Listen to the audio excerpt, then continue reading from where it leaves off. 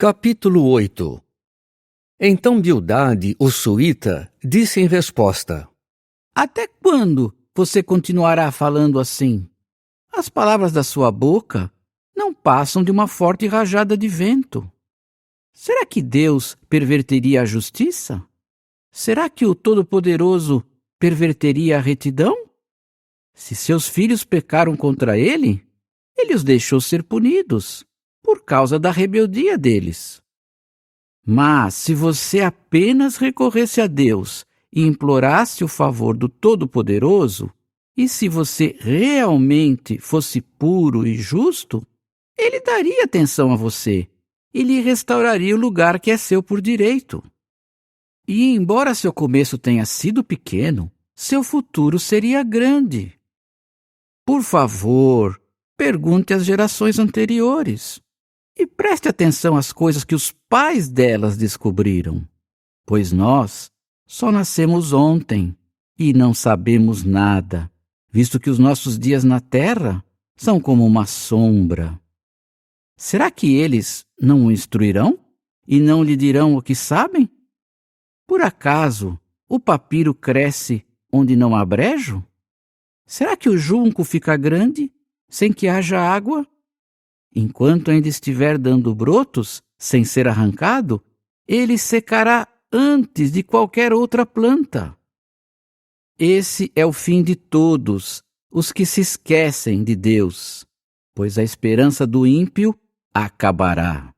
A confiança dele é em vão, e a segurança dele é tão frágil como uma teia de aranha. Ele se apoiará na sua casa, mas ela não resistirá. Ele tentará se agarrar a ela, mas ela não permanecerá. Ele é como uma planta viçosa à luz do sol. Seus ramos se espalham pelo jardim. No monte de pedras, suas raízes se entrelaçam. Ele procura uma casa entre as pedras.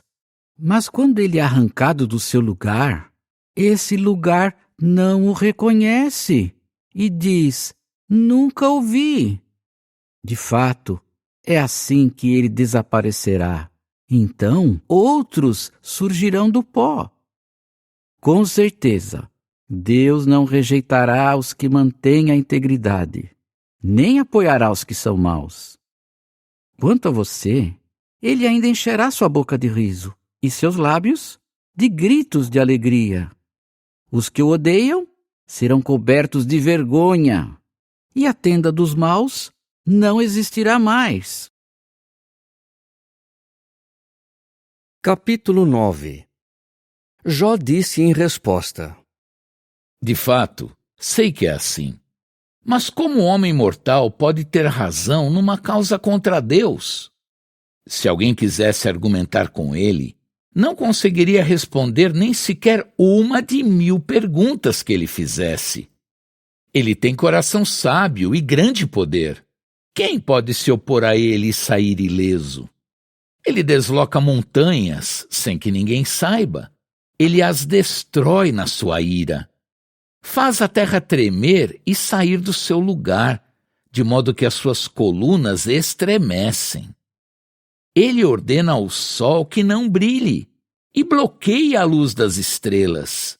Estende sozinho os céus e pisa nas ondas altas do mar. Ele fez as constelações de As, de Quesil e de Quima, e as constelações do sul. Faz coisas grandiosas e insondáveis, coisas maravilhosas que não podem ser enumeradas.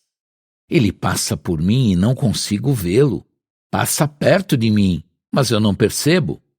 Quando ele se apodera de algo, quem pode impedi-lo? Quem pode dizer a ele: o que estás fazendo? Deus não refreia sua ira. Até os ajudantes de Raabe se curvam diante dele. Quanto mais se eu lhe respondesse. Teria de escolher cuidadosamente minhas palavras para argumentar com ele. Mesmo que eu tivesse razão, não lhe responderia.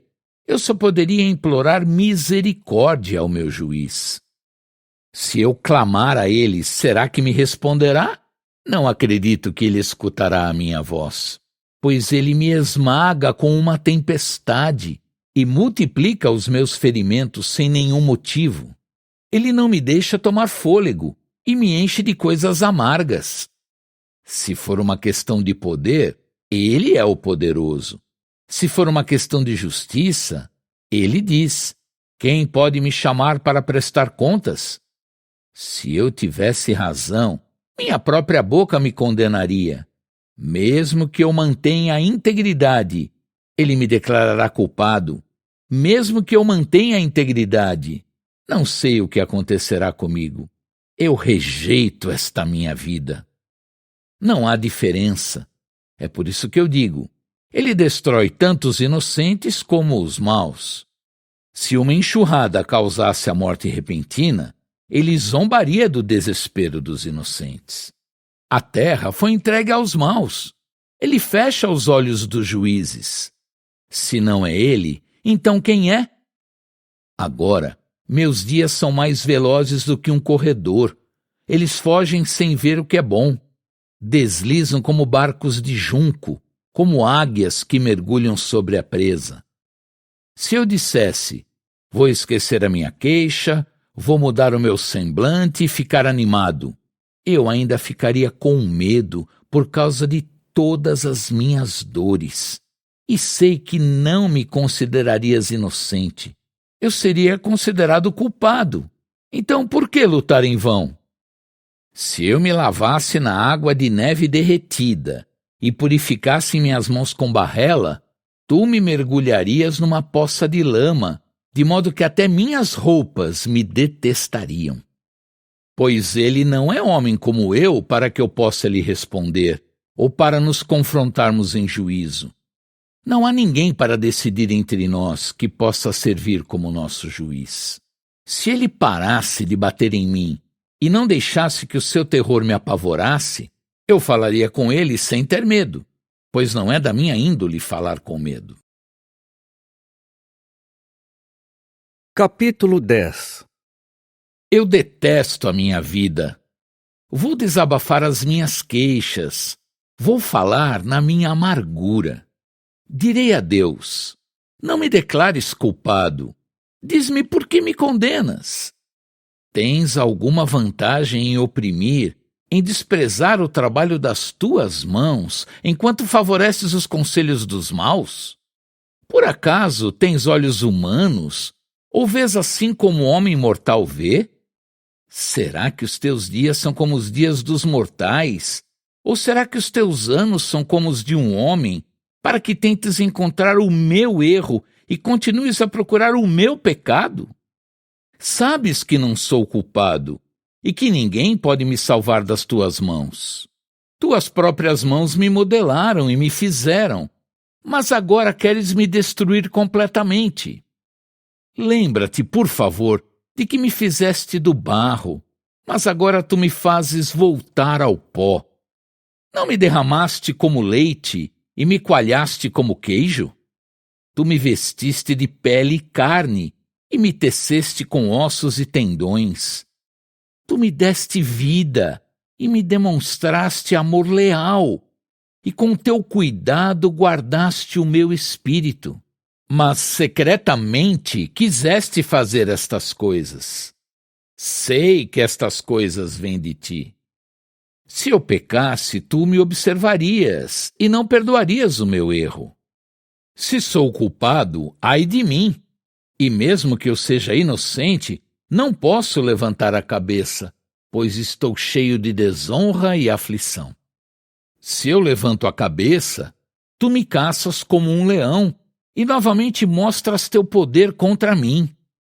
Trazes novas testemunhas contra mim e ficas mais irado comigo, ao passo que me sobrevém uma dificuldade após outra.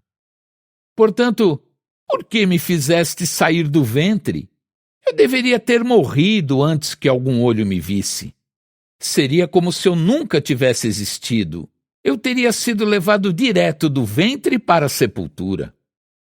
Não são poucos os meus dias. Que ele me deixe em paz, que desvie seus olhos de mim, para que eu tenha um pouco de alívio antes de ir embora e não voltar mais. para a terra de densas trevas, para a terra de completa escuridão, uma terra de sombras tenebrosas e desordem, onde até a luz é como a escuridão.